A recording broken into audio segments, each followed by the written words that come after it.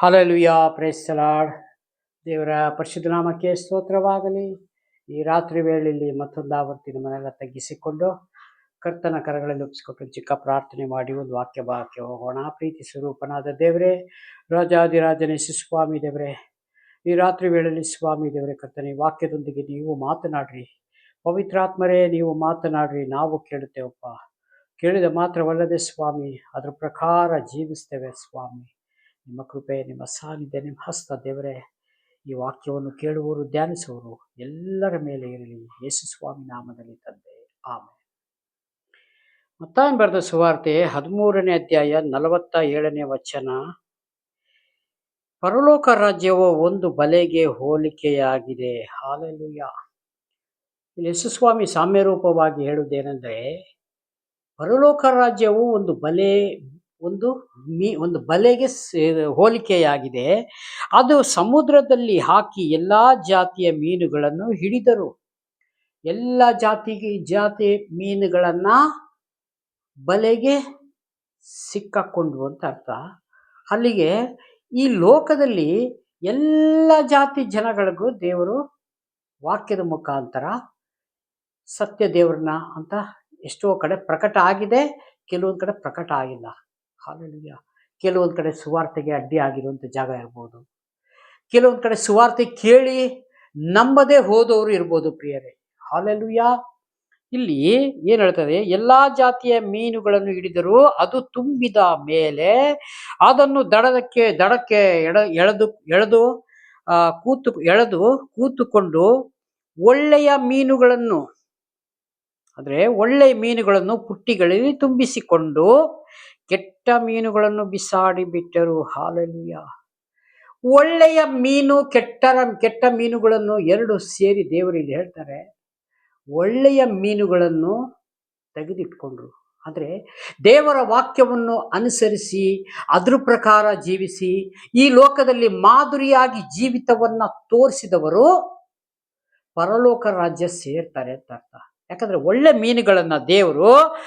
ಮೀನುಗಳನ್ನು ಪುಟ್ಟಿಯಲ್ಲಿ ತುಂಬಿಸಿಕೊಂಡರು. ಹಾಲೆಲೂಯಾ. ಪುಟ್ಟಿಯಲ್ಲಿ ತುಂಬಿಸಿಕೊಂಡರು ದೇವರು. ಕೆಟ್ಟ ಮೀನುಗಳನ್ನು ಬಿಸಾಡಿ ಬಿಟ್ಟರು. ಹಾಗೆ ಯುಗದ ಸಮಾಪ್ತಿಯಲ್ಲಿ ಆಗುವುದು. ದೇವದೂತರು ಹೊರಟು ಬಂದು ನೀತಿವಂತರೊಳಗಿಂದ, ಹಾಲೆಲೂಯಾ, ಕೆಟ್ಟವರನ್ನು ಬೇರೆ ಮಾಡಿ ಅವರನ್ನು ಬೆಂಕಿ ಕೊಂಡದಲ್ಲಿ ಹಾಕುವರು. ಹಾಲೆಲೂಯಾ. ದೇವದೂತರು ಬಂದು ಒಳ್ಳೆಯವರ ಮಧ್ಯದಲ್ಲಿ ಕೆಟ್ಟವರನ್ನ ತೆಗೆದು ಅಗ್ನಿ ಗಂಧಕ ಕೆರೆಯಲ್ಲಿ ಹಾಕುತ್ತಾರೆ. ಅಲ್ಲಿ ಮತ್ತಾಯನು ಬರೆದ ಸುವಾರ್ತೆಯಲ್ಲಿ ಹೇಳ್ತದೆ, ಆ ದಿನಗಳಲ್ಲಿ ಸ್ವಾಮಿ ಸ್ವಾಮಿ ಅಂತ ಹೇಳುವರೆಲ್ಲ ಪರಲೋಕ ರಾಜ್ಯ ಸೇರ್ತಾರೆ ಅಂತ ನೆನೆಸಬೇಡ್ರಿ. ಪರಲೋಕದ ತಂದೆಯ ಚಿತ್ತವನ್ನು ಈ ಭೂಮಿ ಮೇಲೆ ಯಾರು ಮಾಡುತ್ತಾರೋ ಅವರು ಮಾತ್ರ ಪರಲೋಕಕ್ಕೆ ಬಾಧ್ಯಸ್ಥರು. ಹಾಲೆಲೂಯಾ. ಈಗ ಒಂದು ವ್ಯಕ್ತಿ ಸಂಪಾದನೆ ಮಾಡಿ ಆಸ್ತಿಯನ್ನೆಲ್ಲ ಮಾಡಿಕೊಟ್ಟು ಅದು ಯಾರಿಗೆ ಕೊಡ್ತಾರೆ? ಸ್ವಂತ ಮಕ್ಕಳಿಗೆ ಕೊಡುವಂತರಾಗಿದ್ದಾರೆ. ಹಾಲೆಲೂಯಾ. ಅದೇ ರೀತಿಯಾಗಿ ಪರಲೋಕದ ತಂದೆ ನಮಗೋಸ್ಕರ ಪರಲೋಕ ರಾಜ್ಯದಲ್ಲಿ ಒಂದು ಸಿದ್ಧ ಮಾಡಿದಂತ ಸ್ಥಳಕ್ಕೆ ನಮ್ಮನ್ನ ಕರೆದುಕೊಂಡು ಹೋಗ್ತಾರೆ. ಮತ್ತೊಬ್ಬರಿಗೆ ಕರ್ಕೊಂಡು ಹೋಗಕ್ಕಾಗತ್ತೆ? ಇಲ್ಲಿ ಲೋಕದಲ್ಲಿ ಯೇಸು ಸ್ವಾಮಿ ಪರಿಚಯ ಇದ್ದರೂ ಗುರುತಿದ್ದರೂ ಅವರಿಗೆ ಯಾವ ರೀತಿಯನ್ನು ಅವರು ಒಳಪಟ್ಟಿರುವುದಿಲ್ಲ. ಅನೇಕ ವಾಕ್ಯಗಳು ಕೇಳಿರ್ಬೋದು, ಅನೇಕ ಸುವಾರ್ತಿಕರು ಹೋಗಿ ಹೇಳಿರ್ಬೋದು. ಹಾಲೆಲೂಯಾ. ಇವೆಲ್ಲ ಕೇಳಿ ಬಿಟ್ಟಂತವ್ರಿಗೆ ಏನಾಗ್ತದೆ ಅಂದ್ರೆ ಅಲ್ಲಿ ಜಾಗ ಇಲ್ಲ ಅಂತ ಅರ್ಥ. ಅದರಲ್ಲಿ ದೇವರ ಸ್ವಾಮಿ ಜಾಲಾಡ್ತಾರೆ. ಆಲಯಕ್ಕೆ ಹೋಗಿ ಕೇಳಿಕೊಂಡು ಬಂದು ಮತ್ತೆ ಪುನಃ ಈ ಲೋಕದಲ್ಲಿ ಜೀವಿಸುವಂತವರು, ಹಾಲೆಲೂಯಾ, ಲೋಕದ ವೈಭವ ಜಂಜಾಟಕ್ಕೆ ಒಳಗಾಗಿ ನೀತಿಯನ್ನು ಪಾಲಿಸದೆ ಅನೀತಿಯನ್ನು ಹಿಡಿದುಕೊಂಡು ನಡೆಯುವಂತವರಿಗೂ ಅಲ್ಲಿ ಪರಲೋಕದಲ್ಲಿ ಜಾಗ ಇಲ್ಲ. ಅಂತವರಿಗೆ ಸ್ವಾಮಿ ಹೇಳ್ತಾರೆ, ಸ್ವಾಮಿ ಸ್ವಾಮಿ ಅಂತ ಹೇಳಿದವ್ರಲ್ಲ ಪರಲೋಕ ರಾಜ್ಯ ಸೇರುತ್ತಾರೆ ಅಂತ ನೆನೆಸಬೇಡಿ. ಹೌದು, ಆಲಯದಲ್ಲಿ ಕುತ್ಕೊಂಡು ಚಪ್ಪಾಳೆ ಹೊಡೆದು ವಾಕ್ಯ ಕೇಳಿ ವಾಕ್ಯ ಓದಿ ಎಲ್ಲ ಮಾಡ್ತೀವಿ. ಆದರೆ ಹೊರಗಡೆ ಬಂದಾಗ ಪಾಸ್ಟರ್ ನೋಡಲ್ಲ, ಕೆಲವೊಂದು ವಿಶ್ವಾಸಿಗಳು ನೋಡಲ್ಲ, ಹಾಲೆಲೂಯಾ. ಭಾನುವಾರ ಮಾತ್ರ ಅಲ್ಲಿ ನಾವು ಕರೆಕ್ಟ್ ಇರ್ತೀವಿ, ತೊಂದರೆ ಇಲ್ಲ. ಅಂಥವರಿಗೆ ಇಲ್ಲಿ ಹೇಳ್ತಾರೆ ಸ್ವಾಮಿ ಸ್ವಾಮಿ ಸ್ವಾಮಿ ಅಂತ ನೀ ಹೇಳ್ದಲ್ಲ,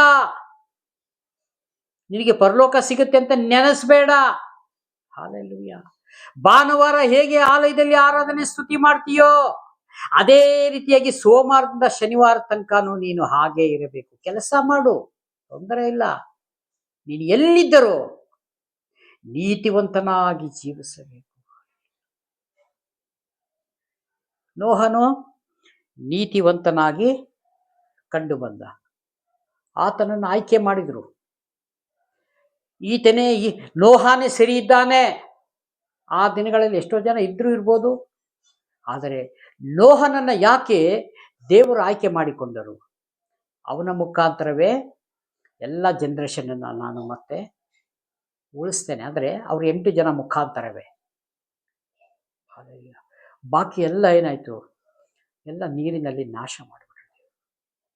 ಅದೇ ರೀತಿಯಾಗಿ ನೀರಿನಲ್ಲಿ ಈಗ ನಾಶ ಮಾಡೋದಿಲ್ಲ, ಅಗ್ನಿ ಗಂಧಕ ಕೆರೆ ಕಾಯ್ತಾ ಇದೆ.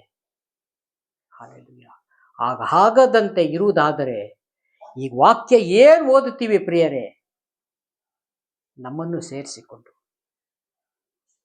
ವಾಕ್ಯ ಏನು ಓದುತ್ತೀವಿ, ಏನು ಧ್ಯಾನಿಸ್ತೇವೆ, ಹಾಲೆಲೂಯಾ, ಅದ್ರ ಪ್ರಕಾರನೇ ನೀವು ಜೀವಿಸಿ. ಈ ಲೋಕದಲ್ಲಿ ಕಷ್ಟಗಳುಂಟು, ದುಃಖ ಉಂಟು, ರೋಗ ಉಂಟು, ಎಲ್ಲ ಥರ ಸಮಸ್ಯೆಗಳುಂಟು. ಆದರೆ ನಾನು ಲೋಕವನ್ನು ಜಯಿಸಿದ್ದೇನೆ. ಲೋಕವನ್ನು ಜಯಿಸಿದ ಆತನು ನಿನ್ನ ಕೂಡ ಇದ್ದಾನೆ. ಹಾಲೆಲೂಯಾ. ಅಂಥವರು ನಮ್ಮ ಕೂಡ ಇರುವುದಾದರೆ ನಾವು ಯಾತಕ್ಕೆ ಭಯ ಪಡಬೇಕು? ನಾವು ಧ್ಯಾನ ಮಾಡುವಾಗ, ದೇವರ ಒಂದು ಹೆಸರಿನಲ್ಲಿ ಧ್ಯಾನ ಮಾಡುವಾಗ ಅದ್ರ ಪ್ರಕಾರನೇ ಧ್ಯಾನ ಮಾಡಿಕೊಂಡು ನಮ್ಮ ಕೆಲಸ ಕಾರ್ಯಗಳಲ್ಲಿ, ನಮ್ಮ ನಡೆ ನುಡಿ, ಪ್ರತಿಯೊಂದು ಎಲ್ಲದರಲ್ಲೂ ನಾವು ನೀತಿವಂತರಾಗಿ ಕಂಡುಬರಬೇಕು. ಆ ರೀತಿಯಾಗಿ ದೇವರು ಇಲ್ಲಿ ಹಾಗೆ ಯುಗದ ಸಮಾಪ್ತಿಯಲ್ಲಿ ಆಗುವುದು, ದೇವದೂತರು ಹೊರಟು ಬಂದು ನೀತಿವಂತರೊಳಗಿಂದ ಕೆಟ್ಟವರನ್ನು ಬೇರೆ ಮಾಡಿ ಅವರನ್ನು ಬೆಂಕಿ ಕೊಂಡದಲ್ಲಿ ಹಾಕುವರು.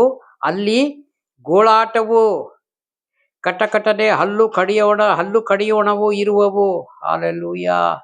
ಅಲ್ಲಿ ಗೋಳಾಟ, ಹಲ್ಲು ಕಡಿಯೋಣ, ಕಟಕಟ, ಹಲ್ಲು ಕಡಿಯಂತ ಎಲ್ಲ ಇರ್ತದೆ ಅಂತ. ಇದರಲ್ಲಿ ಒಂದು ತಪ್ಪುವುದಿಲ್ಲ. ಮನುಷ್ಯನ ಮಾತು ತಪ್ಪಬಹುದು, ಮನುಷ್ಯನ ನಡತೆ ತಪ್ಪುವುದು, ಮನುಷ್ಯನ ಎಲ್ಲಾ ಮಾರ್ಗಗಳು ತಪ್ಪು ಹೋಗ್ಬೋದು. ಆದ್ರೆ ದೇವರು ಹೇಳ್ತಾರೆ, ಒಂದು ವೇಳೆ ಆಕಾಶ ಭೂಮಿ ಅಳಿದು ಹೋಗ್ಬೋದು, ನನ್ನ ಮಾತು ಎಂದು ಅಳಿಯುವುದೇ ಇಲ್ಲ.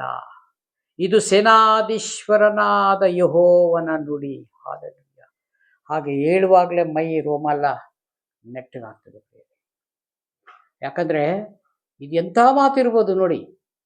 ಒಂದು ವೇಳೆ ಆಕಾಶ ಭೂಮಿ ಅಳಿದು ಹೋದರೆ ಹೋಗ್ಬೋದು, ಆದ್ರೆ ಇದರಲ್ಲಿ ಬರೆದಿರೋದು ಒಂದು ಮಾತು ಅಳಿಯುವುದಿಲ್ಲ, ಒಂದು ಮಾತು ಸುಳ್ಳಿಲ್ಲ, ಎಲ್ಲ ನಿಜ ನಿಜವಾಗಿ ನಾನು ಹೇಳುತ್ತೇನೆ ಅಂತಾರೆ ಸ್ವಾಮಿ. ಇದನ್ನ ನಾವು ಧ್ಯಾನ ಮಾಡಿಕೊಂಡು ಇದೇ ಪ್ರಕಾರ ಜೀವಿಸುವುದಾದರೆ ಖಂಡಿತ ನಮಗೆ ಪರಲೋಕ ರಾಜ್ಯ ನಿಶ್ಚಯ. ಯಾಕಂದ್ರೆ ಇಷ್ಟು ವರ್ಷಗಳ ಪ್ರಯಾಸ ಪಟ್ಟಿದ್ದೇವೆ ಪ್ರಿಯರೇ. ಒಂದು IAS ಅಧಿಕಾರಿ, ಒಂದು IPS ಅಧಿಕಾರಿ ಕಷ್ಟಪಟ್ಟು ಓದಿ, ರಾತ್ರಿ ಎಲ್ಲ ಪ್ರಯಾಸ ಪಟ್ಟು ಓದಿ, ಆ ಕ್ಷಣದಲ್ಲಿ ಅಲ್ಲಿ ಹೋಗಿದ ಮೇಲೆ ಇಂಟರ್ವ್ಯೂಲಿ ಫೇಲ್ ಆಗಿದ್ದಾರೆ, ಕೆಲಸ ಇಲ್ಲ. ಅವಾಗ ಯೋಚನೆ ಮಾಡ್ತಾನೆ, ಅಯ್ಯೋ ಇಷ್ಟು ವರ್ಷ ನಾನು ಕಷ್ಟಪಟ್ಟೆ, ಇಷ್ಟೆಲ್ಲ ಓದಿದೆ, ನಾನು ಫೇಲ್ ಆಗಿಬಿಟ್ಟಲ್ಲ. ಹಾಲೆಲೂಯಾ. ಅದೇ ರೀತಿಯಾಗಿ ದೇವರ ಮಕ್ಕಳಿಗೂ ಇಷ್ಟು ವರ್ಷದಿಂದ ಕರ್ತನನ್ನ ಕಂಡುಕೊಂಡೆ, ಕೆಟ್ಟದಕ್ಕೆಲ್ಲ ಮನಸ್ಸು ಕೊಡದೆ ಒಳ್ಳೆಯದಾಗಿ ಜೀವಿಸಿದೆ, ಪರಲೋಕವೇ ನನ್ನ ನನ್ನ ನನ್ನ ಜ್ಞಾನದಲ್ಲಿ ಇಟ್ಟುಕೊಂಡು ನಾನು ನಡೆದೆ ಭೂಮಿ ಮೇಲೆ, ಕಡೇ ಗಡಿಗೆಯಲ್ಲಿ ಜಾರೋಗ್ಬಿಟ್ಟೆ. ಹಾಗಾಗದಂತೆ ನಮ್ಮನ್ನ ನಾವು ಎಚ್ಚರಿಕೆಯಿಂದ, ಎಷ್ಟೋ ವಾಕ್ಯಗಳ ದೇವರು ಹೇಳ್ತಾರೆ, ನಿಮ್ಮನ್ನು ನೀವು ಎಚ್ಚರಿಕೆಯಿಂದ ಕಾಪಾಡಿಕೊಳ್ಳಿರಿ, ನನ್ನ ಬರೋಣ ಸಮೀಪವಾಗಿದೆ. ಹಾಗಾಗಿ ನಾವು ದೇವರ ಬರೋಣಕ್ಕೋಸ್ಕರ ಎದುರು ನೋಡುವಂಥವರಾಗಿರ್ಬೇಕು. ಪ್ರಿಯನಾದ ದೇವರ ಮಕ್ಕಳೇ, ಈ ದಿನದಲ್ಲಿ ದೇವರು ಬಹಳವಾಗಿ ಪರಲೋಕದ ವಿಷಯವನ್ನ ಅನೇಕ ಸೇವಕರ ಮುಖಾಂತರ ಕೇಳ್ತಾ ಇದ್ದೇವೆ. ಹಾಲೆಲೂಯಾ. ಯಾಕೆಂದ್ರೆ ಯಾವ ಕ್ಷಣ ಅಂತ ಯಾರಿಗೂ ತಿಳಿಯದು. ಹಾಗಾಗಿ ನಮ್ಮನ್ನು ನಾವು ತಗ್ಗಿಸಿಕೊಂಡು ಕರ್ತನ ಕರಳಲ್ಲಿ ಕರ್ತನಿಗೆ ಬರುವಂಥದ್ದು ಎದುರು ನೋಡ್ತಾ ಕೂತ್ಕೋಬೇಕು ನಾವು. ಹಾಲೆಲೂಯಾ. ರಾತ್ರಿ ಹಗಲು ಎದುರು ನೋಡ್ತಾ ಕೂತ್ಕೊಳ್ಳೋದಲ್ಲ. ನಮ್ಮ ಆತ್ಮಿಕ ಜೀವನ ಬಂದು ನಾವು ದೇವರ ಕಡೆಗೆ ಒಪ್ಪಿಸಿಕೊಟ್ಟು, ದೇವರೇ ನೀವು ಈಗ ಬಂದ್ರು ನಾನು ಸಿದ್ಧನಾಗಿದ್ದೇನಪ್ಪ ಸ್ವಾಮಿ ಅನ್ನೋರು ನಾವೆಷ್ಟು ಜನ ಇದ್ದೇವೆ ಇಲ್ಲಿ? ಯಾವುದ್ಯಾವುದೋ ಕೆಲಸದಲ್ಲಿ ಯಾವುದ್ಯಾವುದೋ ತಲೆಬಿಸಿ ಮಾಡಿಕೊಂಡು. ಹಾಗಿದ್ರೆ ದೇವರು ಬರ್ತಾರೆ. ಅವರಿಗಾಗಿ ನಿಂತವ್ರು ಸ್ವಲ್ಪ ಎಷ್ಟು ಜನ ಅಂತ ಗೊತ್ತಿಲ್ಲ, ಆ ಜನಗಳನ್ನ ತೆಗೆದುಕೊಂಡು ಹೋಗ್ತಾರೆ ಅಷ್ಟೇ. ನೀವೆಲ್ಲಿ ಗಲಾಟೆ ಮಾಡ್ಕೊಂಡಿರ್ರಿ, ನಿಮ್ಮ ಜಗಳಗಳು ಇರಲಿ, ತೊಂದರೆ ಇಲ್ಲ, ನೀವು ಮಾಡ್ಕೊಂಡು ಆರಾಮಾಗಿ ಇಲ್ಲೇ ಇರ್ರಿ, ಏನೂ ತೊಂದರೆ ಇಲ್ಲ. ಅವಾಗ ಏನಾಯ್ತು? ಇಷ್ಟು ವರ್ಷ ಪಟ್ಟಿದ ಪ್ರಯಾಸ ಎಲ್ಲ ವ್ಯರ್ಥ. ಹಾಲೆಲೂಯಾ. ಹಾಗಾಗಿ ಹಾಗಾಗದಂತೆ ನಮ್ಮನ್ನು ನಾವು ತಗ್ಗಿಸಿಕೊಂಡು ಹೆಚ್ಚಾಗಿ ನಾವು ದೇವರ ವಾಕ್ಯದಲ್ಲಿ ಬೆಳೀಲಿಕ್ಕೆ ನಾವು ಹೋಗೋಣ. ನಾಳೆ ದೇವರ ಚಿತ್ತವಾದರೆ ಇದೇ ವಾಕ್ಯವನ್ನೇ ಕಂಟಿನ್ಯೂ ಮಾಡಿಕೊಳ್ಳೋಣ. ಕಣ್ಮುಚ್ಚಿ ಪ್ರಾರ್ಥನೆ ಮಾಡಿಕೊಳ್ಳೋಣ. ಪ್ರೀತಿ ಸ್ವರೂಪನಾದ ದೇವರೇ, ರಾಜಾದಿರಾಜನೇ ಯೇಸು ಸ್ವಾಮಿ, ನಿಮಗೆ ಮಹಿಮೆಯಾಗಲಿ. ಈ ರಾತ್ರಿ ವೇಳೆಯಲ್ಲಿ ಸ್ವಾಮಿ ದೇವರೇ, ವಾಕ್ಯದೊಂದಿಗೆ ನೀವು ಮಾತನಾಡಿದಕ್ಕಾಗಿ ಸ್ತೋತ್ರ. ತಂದೆ ಮಗನ ಪವಿತ್ರಾತ್ಮನ ಹೆಸರಿನಲ್ಲಿ ಕರ್ತನೆ ಸ್ವಾಮಿ ಆಶೀರ್ವಾದ ನಿಧಿಯಾಗಿ ಮಾರ್ಪಡಲಿ. ಯೇಸು ಸ್ವಾಮಿ ನಾಮದಲ್ಲಿ ಬೇಡಿಕೊಳ್ಳುತ್ತೇನೆ. ಜೀವವುಳ್ಳ ತಂದೆಯಾದ ದೇವರೇ, ವಿಡಿಯೋ ಮುಖಾಂತರ ನೋಡುತ್ತಾ ಪ್ರತಿಯೊಂದು ಸಹೋದರ ಸಹೋದರಿ ನೆನೆಸಿ ದೇವರೇ, ಅವ್ರನ್ನ ಕರ್ತನೆ ಮುಚ್ಚುಮರೆ ಮಾಡು ದೇವರೇ. ಭದ್ರಕೋಟೆಯಲ್ಲಿ ಸ್ವಾಮಿ ದೇವರೇ, ನಿಮ್ಮ ಹೆಸರಿನಲ್ಲಿ ಬದುಕುವಂಥವರಿಗೆ ಆಶೀರ್ವಾದ ನಿಧಿಯಾಗಿ ದೇವರೇ ನೀವು ಮಾರ್ಪಡಿಸು, ಸಹಾಯ ಮಾಡು. ತಂದೆ ಮಗ ಪವಿತ್ರಾತ್ಮನ ಹೆಸರಿನಲ್ಲಿ ಕರ್ತನೆ ನಾವು ಪ್ರಾರ್ಥಿಸುವಾಗ ನಮ್ಮ ಪ್ರಾರ್ಥನೆ ಕೇಳಿದಕ್ಕಾಗಿ ಸ್ತೋತ್ರ. ಯೇಸು ಸ್ವಾಮಿ ನಾಮದಲ್ಲಿ ತಂದೆ, amen. Praise God. God bless you. ದೇವರೆಲ್ಲರನ್ನು ಆಶೀರ್ವದಿಸಲಿ. ಆಮೆನ್.